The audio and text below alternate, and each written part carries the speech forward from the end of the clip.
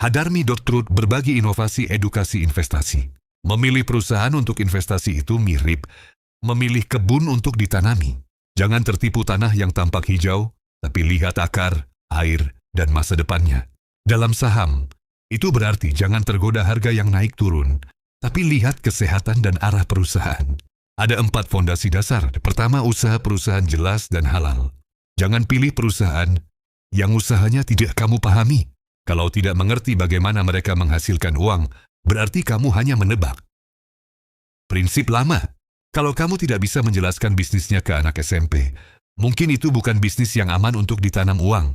Kedua, stabil menghasilkan keuntungan. Lihat laporan laba rugi. Perusahaan bagus tidak hanya pernah untung, tapi rutin untung, bertahun-tahun. Perhatikan pendapatan dan laba bersihnya. Apakah tumbuh, apakah stabil? Kalau labanya kadang tinggi, kadang rugi, itu seperti sawah tak tentu musim. Hasilnya tak terjamin.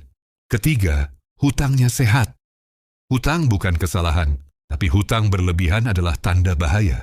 Untuk melihat ini, bandingkan hutang dengan modal. Debt to equity ratio. Semakin kecil, semakin aman. Perusahaan yang hidup dari hutang ibarat rumah yang berdiri di atas pasir basah. Keempat, punya arah ke depan. Lihat posisi perusahaan di industrinya. Apakah pemimpin pasar atau hanya pengikut? Apakah punya produk yang dibutuhkan orang 5 tahun lagi? Banyak perusahaan sekarang untung, tapi tidak punya masa depan. Nilai sebenarnya adalah kemampuan bertahan. Kalau ingin cara praktis, ini pertanyaan sederhana saat melihat satu perusahaan. Apa yang mereka jual dan kenapa orang membelinya? Apakah produk itu dibutuhkan atau hanya ikut tren? Apakah kalau ekonomi goyah, produk itu tetap dicari? Apakah perusahaan ini mudah digantikan pesaing? Kalau jawabannya kuat, berarti pondasinya kuat.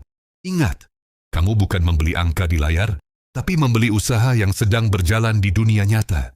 Investor bukan pencari harga murah, tapi pencari perusahaan yang pantas dimiliki.